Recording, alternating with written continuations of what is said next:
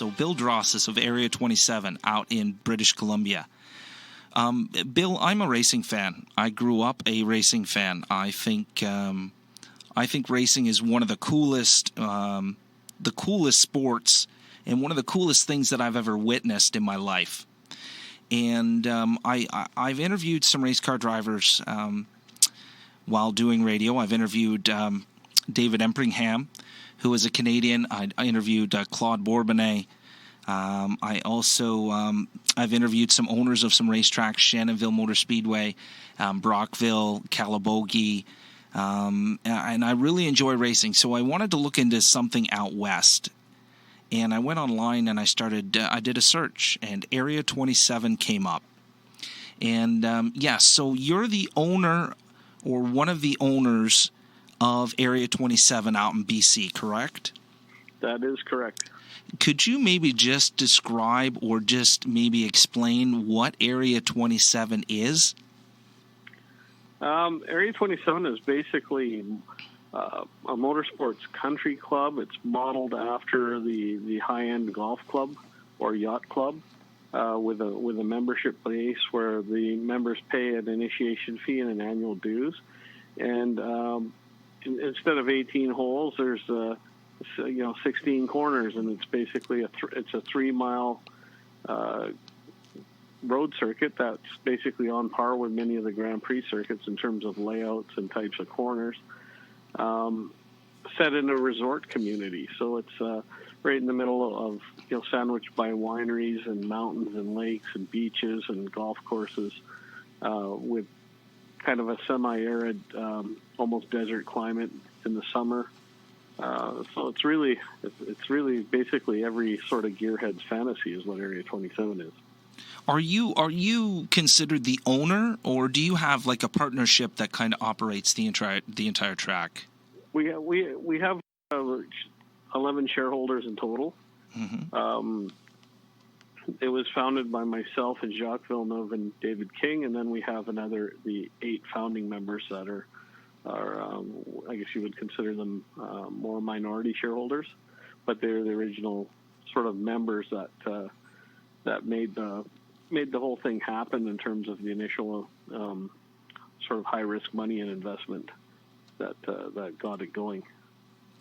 And so was this from reading? If you go on the website, if you go up and search area27.ca, you can go on and you can read a few different stories, and your story is up there as well.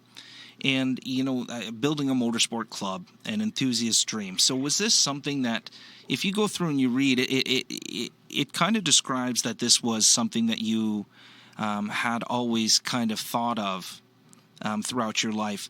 But, I mean, is Area 27 today, when you go out there and you look at it and when you drive around it and when you have the people come and your members come and partake in what Area 27 is Area 27 what you envisioned when you were younger? When I was younger, it was all about racing.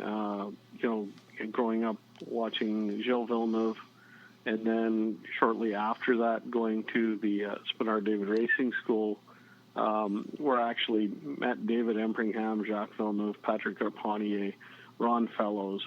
Basically, the kind of the who's who of Canadian motorsport were there all at the same time. And I got into the Formula 2000 school series at an early age, and then went into the GM Motorsport series when I returned back to British Columbia, where I owned, operated, and drove for my own race team for 4 years. So I was always, when I was younger, it was all about racing, and from an early age, I'd always thought that this part of British Columbia should have a good racetrack. I didn't even know anything about Westwood when I went to the racing school in the East. I'd actually never been there. I never even knew that there was a road course in British Columbia. So, it's one of those things, just growing up here, I thought this area should have a racetrack. It just seemed like something that belonged in every community, as far as I was concerned at that early, that young age. And as I got a little older, I just, knowing the topography in the area, I never thought it would be possible that there would be suitable land to do anything like that. And then as as big tobacco was removed from Canadian motorsport and the motorsport scene in general in 2003, we started to see a lot of the once great series starting to dwindle and the car counts going down, and tracks like Race City starting to struggle, and tracks like Shannonville and other circuits, because they didn't have the healthy series, the strong series, coming to the tracks and putting on great race weekends. But it was more than just that. It was these great series sponsors did a lot of promotion behind the scenes, and that put people in the grandstands. So, you'd go to a race at Westwood, for instance, in the late 80s, early 90s, there'd be 15,000 fans in attendance, and similar numbers at Race City. So the tracks could do very well on that business model of being able to host race weekends. And then things began to change, and as that started to transition away from racing, or the series became more regional, and then less promotion behind them and more word of mouth, and as the track started to struggle under that business model, what we saw at the same time was an advancement in production cars. So, basically in the last 10 years, you can walk into a showroom and buy a car off the showroom floor that is faster than what we used to race, quite a bit quicker, and there's no outlet for that. And then increasingly, I know, like in British Columbia, for instance, if you drive over a certain speed on the highway, the police will impound your vehicle for a week. So it's quite punitive now. And 40 kilometers an hour over the limit on a highway is very easy in a modern high-end car. So the person that was buying this type of car not only had no place to use it or explore even anything more than 20% of the car's potential. If they momentary lapse and they did get into it a little bit, there was a high risk of losing the car and being fined and so forth. So I started to look at how these the new tracks were being built in the United States, and then I discovered the club model, and it all made sense. And I thought, between seeing a lot of the newer money in Vancouver, Calgary, Edmonton, and a lot of high-end sports cars, especially traveling to the Okanagan in the summer, it just made sense to me. This type of model could work here, and it was just by accident that I stumbled across a piece of land that I thought, well, maybe it could work, and then that's when it started happening. Do you think, this is kind of a loaded question, and we haven't really gotten, we didn't really speak of it beforehand, and you don't have to answer if you're not comfortable with it, but, should tobacco be in racing? I've commented on the radio before, I think tobacco should be in racing. I remember those days as a kid, and personally, it didn't affect whether or not I was ever going to touch a cigarette or not, at least in my own mind. I always kind of felt that racing and tobacco kind of went hand in hand. From your perspective, is that something that maybe could potentially happen again, or should potentially happen again, or maybe some work could be done to maybe see something like that happen again? I don't know that it'll ever happen again, but personally for me, I've never. I built model cars as a kid and painted them with things like John Player Special, and I didn't even know what Marlboro was. I knew the word probably before any of the other kids that I went to school with, but I thought it referred to cowboys or something like that. I didn't know what it was all about. I had a brother that smoked who has since passed away from smoking-related complications, but to me, it was always his choice to do that sort of thing. And the last thing, I believe people as adults should have, free choices in life and shouldn't be babysat by the government. And to me, tobacco and motorsport was all about brand awareness. And it wasn't just motorsport. They were doing the Symphony of Fire fireworks in Vancouver. There was the Du Maurier had a lot to do with the jazz and the arts scene. So they were putting a lot of money back into the community and supporting people that younger people could see as role models. I don't think anything would really entice someone to smoke. There's other factors, whether someone smokes or not. And I think it's quite hypocritical of governments to stop something like that when they were making so much in the way of tax dollars from it, and it still is a legal product.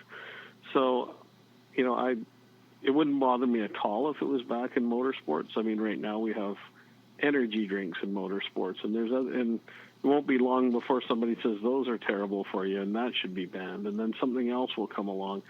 It'll just go on and on.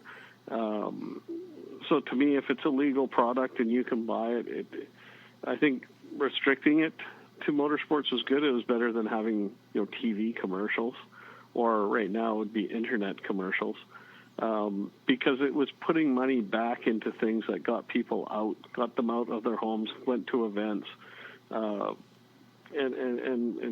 did a lot for the community. I think right now it's the world just seems a little more boring because of it. At least Canada does.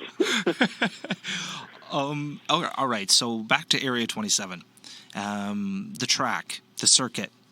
So what are some unique features about the circuit? What are some things that make that track special? I think it goes early on to, with talking and working with Jacques and some of the things he said about circuits. And he's been on pretty much every great circuit on the planet and just about every kind of car. He's been in Le Mans cars, Formula One cars, Indy cars, NASCARs, Aussie V8 cars, rallycross cars, you name it. He's driven it. And, his unique experience is that he says a great corner isn't the corner itself, it's what comes before it and what comes after it that makes a great corner. So, that was what went into mind with, and also the circuits that follow the natural train that give you a sense that you're going somewhere and that the corner exists for a reason. He said those are the elements that make a great circuit. He said some of the modern circuits where maybe they just had a flat piece of land and someone puts the chicane for the sake of having a chicane or something, or does something because they feel they have to go through their toolbox of corners and include one of everything. He says those end up being the worst circuits to drive on. He says the great circuits follow the train. You're turning because there's a mountain there or there's something else there, and the road had to follow that route. If Eau Rouge only had a 100-meter run into it from a corner, it wouldn't be anything. It would mean nothing. But because it has a good run to that corner, and then after Eau Rouge is the longest straight on the track, so being able to do it flat or carry a lot of speed through it is very important. So that's what makes a great corner.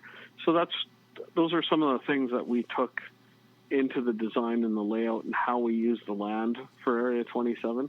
And another thing is some designers or some tracks will try to do too much technical, make themselves too technical, or if they have a technical section, they don't have an appropriate break after that.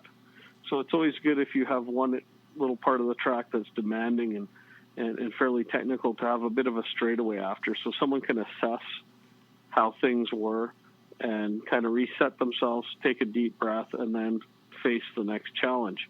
And that way a circuit becomes challenging and entertaining.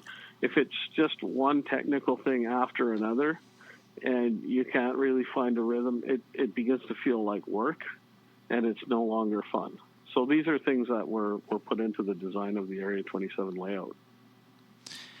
Membership. So you have members. Do you have to be a member? We'll talk about membership and how people become members and what some of the rewards of being a member of the track are. But, is everybody that partakes at Area 27, do they all have to be members in order to go to the track and maybe do some laps and maybe race against each other, that type of stuff? Pretty much. And the members, as part of membership, they have half of every month on the calendar that we're for the season that we're open, including 2 weekends. There are other times where we run our own academy, the Academy 27. It's probably the only FIA sanctioned driving academy in Western Canada. It's a 2.5-day course, and that is open to the public, and that's the best way for anyone that's sort of interested in track driving to get started is to enroll in the academy. We have some of the best Canadian race car drivers right now as our instructors. We have Case Nyrop as the head instructor. Scott Hargrove is an instructor. Stefan Rosinski, Remo Raschetti, Cam Castles, and occasionally we bring in Patrick Carpentier as a coach. So you have an opportunity to learn from some of the best drivers right now currently in Canada. And then the other days at the track are usually corporate events.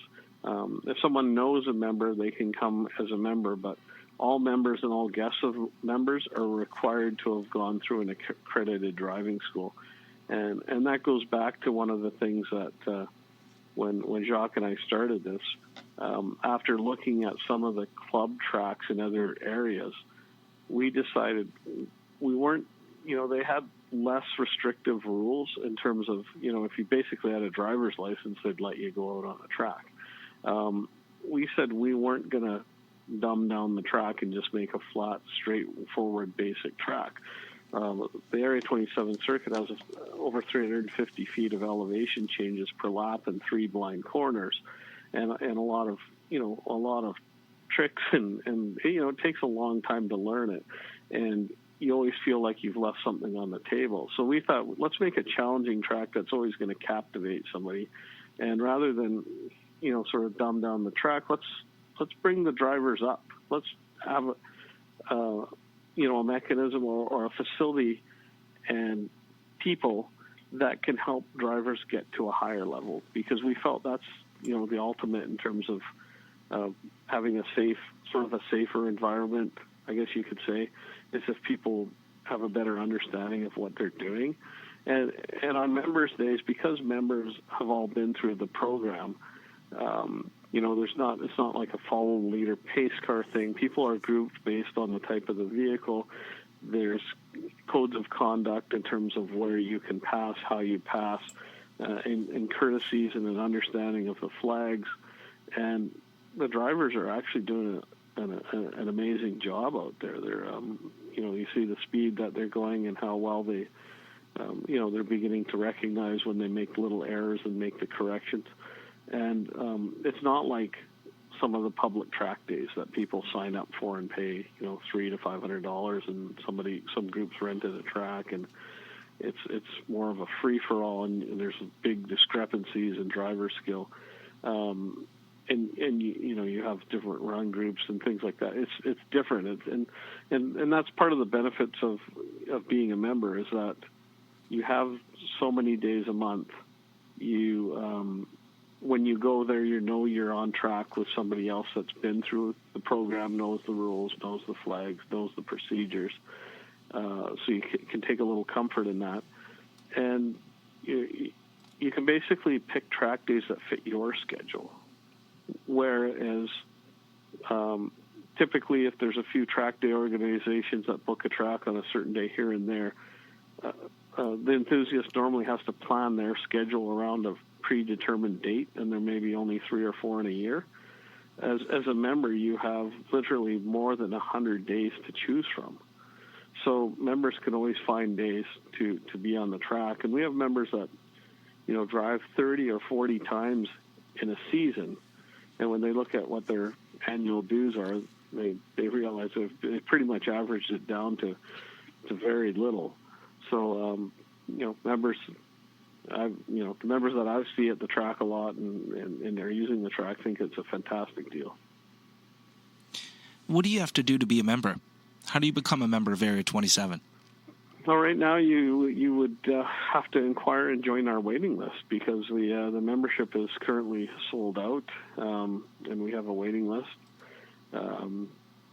People can go on the waiting list if they would like, and then after each season, we assess how busy we are on a daily basis, and also to see how the run groups are going, if the track is crowded or not crowded, or what days are busiest, and then we decide if if the track could stand to have maybe a few more members in or not.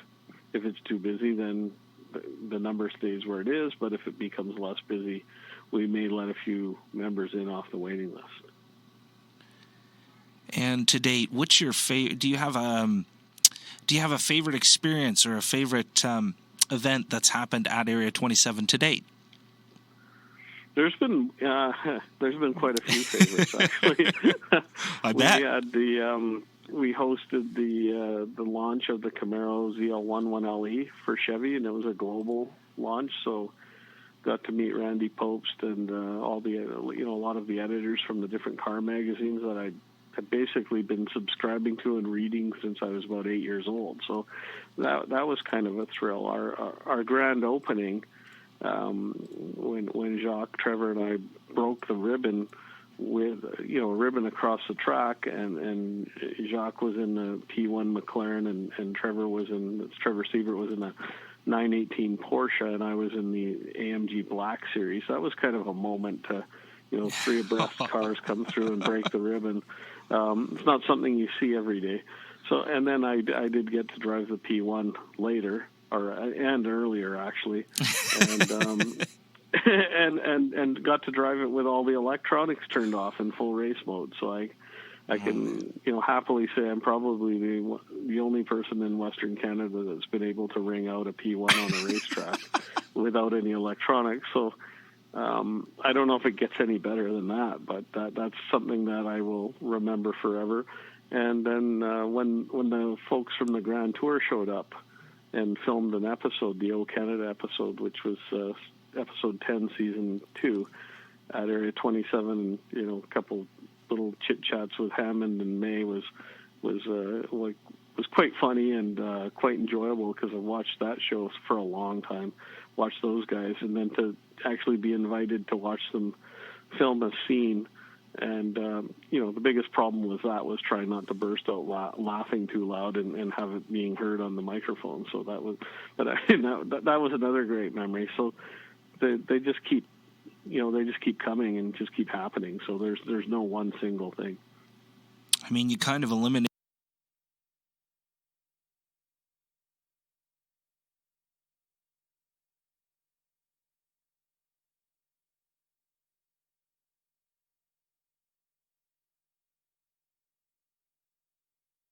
question, because I could probably discern from what you had said that the P1 might have been the best car or your favorite car you've ever driven. And my question was going to be, of all the vehicles you've driven in your life, on track or even off, I mean, what's your favorite, or what are some of your favorites that you've driven, and maybe why?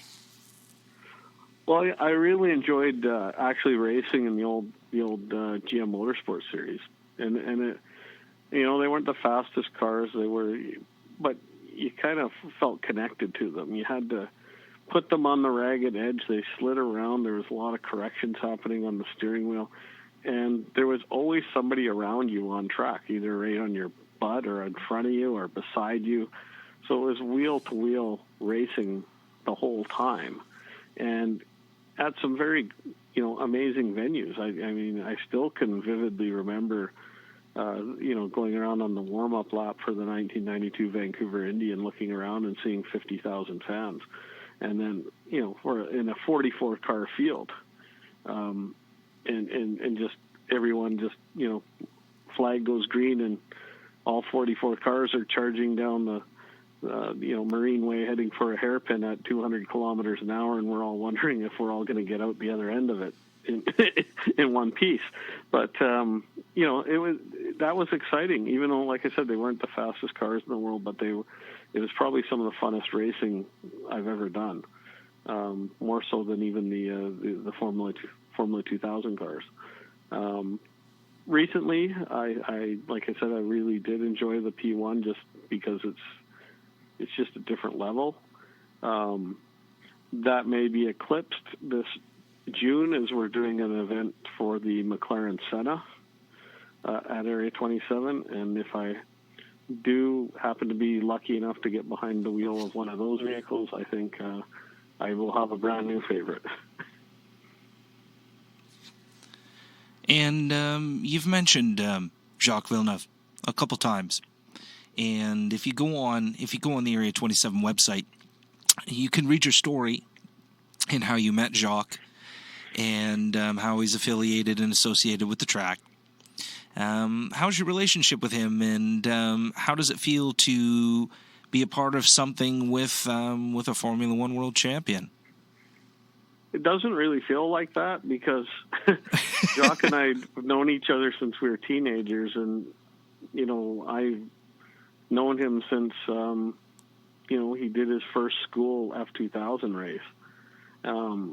So at that, he was just Jacques. He was just one of the guys that became one of our buddies, and vice versa. And I think it was my second year at the school. Jacques was still in Europe, and I went over there right around my birthday time. It's kind of a gift to myself. I went to go to the Monaco Grand Prix, which was around 1988, and met Jacques at his where he was going to school in Switzerland, and then went to Monaco, and Joanne Villeneuve picked me up at the train, and I was staying at the house that Jill basically bought and built, and then Jacques joined a day or two later once he had he was through the week of school, and we happened to be there watching Ayrton Senna's magic 1988 pole position lap that's you can find on YouTube nowadays, and the lap that Ayrton says was the best lap of his entire career, and I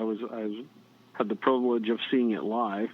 I still remember turning to Jacques on this balcony that we were above turn one, and as Ayrton came through the corner, I said, well, if he keeps it together at that speed this lap, he's going to be on pole by a huge margin, and sure enough, he was.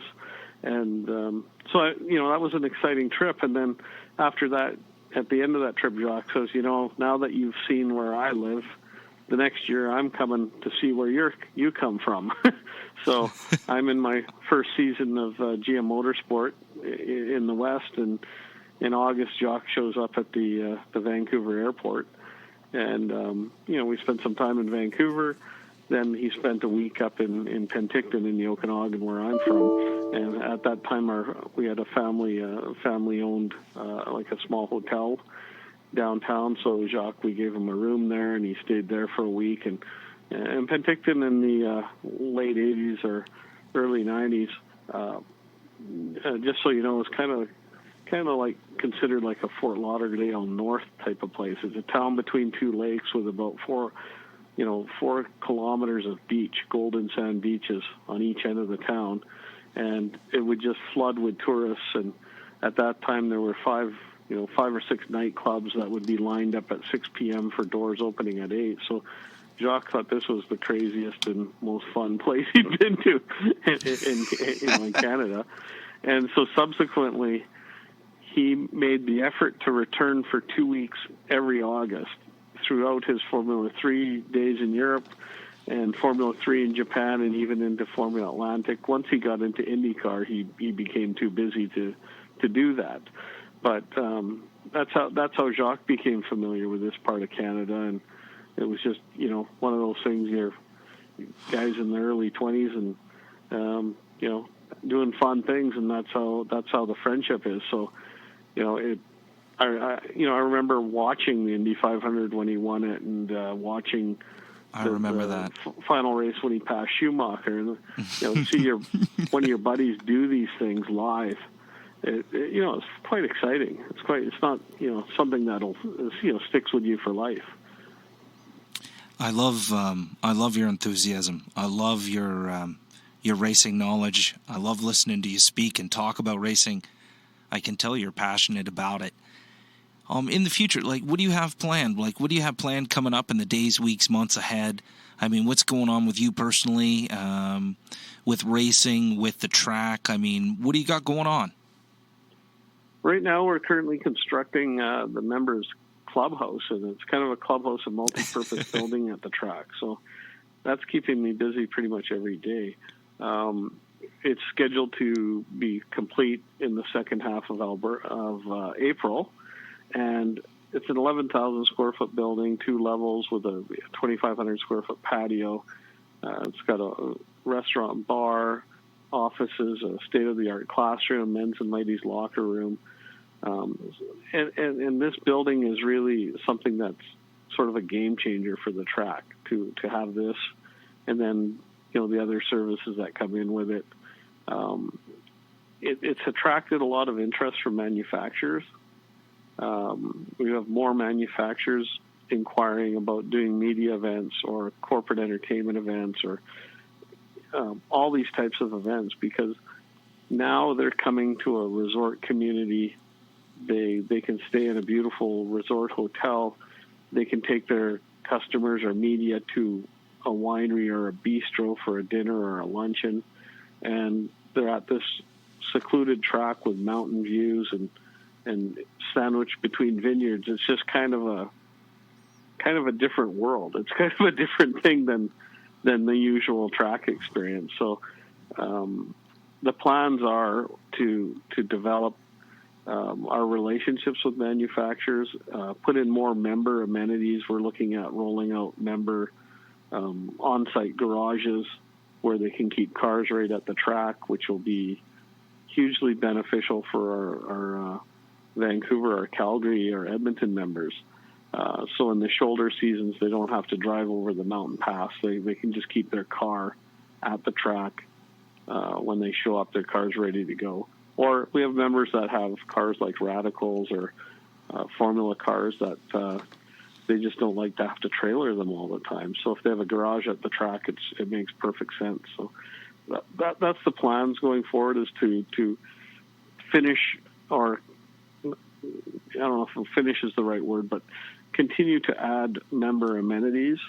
And then once that part's done, then we're looking towards what's required to bring the circuit to a level where we may be able to host some form of racing, whether it be Canadian Superbike or vintage racing or Canadian NASCAR or Porsche Cup or some sort of series like that, so that maybe some point in 2020 or beyond we're in a position to be able to host an event.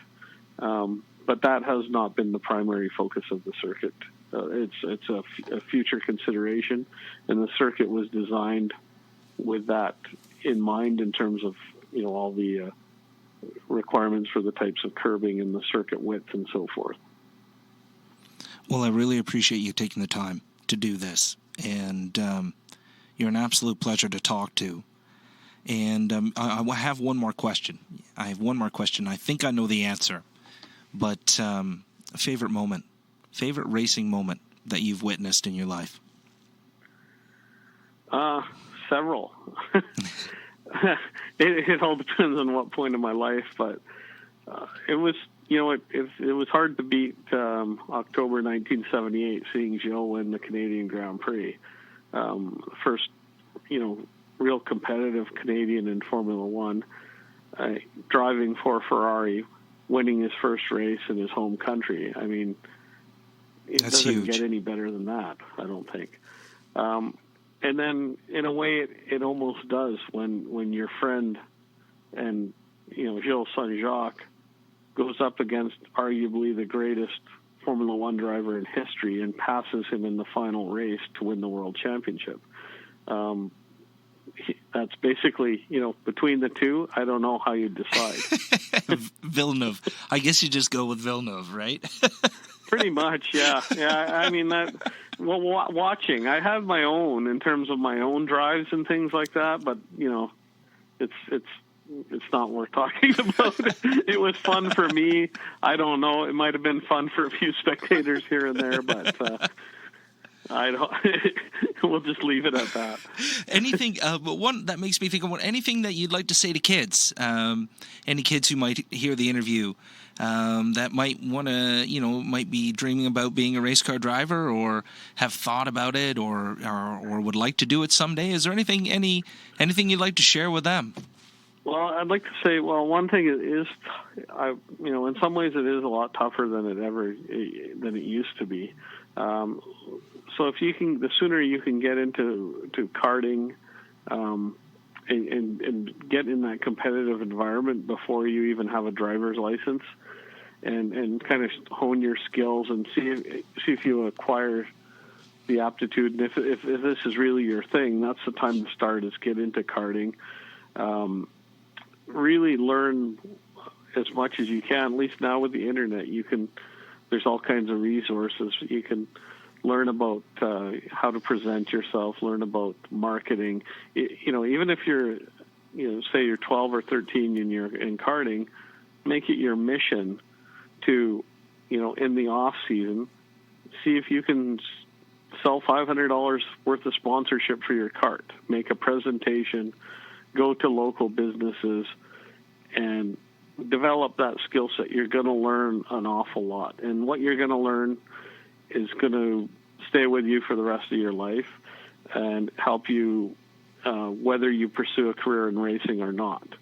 So I think that's what that kids need, is some sort of guidance. And that's what that's one of the next phases we're looking to do at Area 27. We're going to be designing a karting track very soon, and we'll probably get that underway later this year. And the goal is to have kids karting programs that are not just about the driving, but also about the business side of motorsport, and just little things like I just touched on, so kids understand that it's a competitive world, and to succeed they really need to excel at self-promotion, but also getting results and sort of being accountable and things like that. And a lot of the little skill sets that previous generations kind of flew blind. I mean, I had to learn it the hard way, and nobody taught me how to try and get sponsors. So I wish there was something like that when I had started racing, because it certainly would have helped. And we had every advantage. We had televised races. We had races with huge fan bases. So you would think it wouldn't have been that hard, but it was fairly difficult. So I'm just saying now is maybe even a little more difficult. But we're looking to do something here at Area 27 to assist kids in the future. And if they don't have a career in motorsport, they will take some valuable skills with them into any other avenue they so choose. Thank you so much, Bill. I really appreciate this. Well, thank you. All the best to you in the future. Thank you. Okay. Thank you.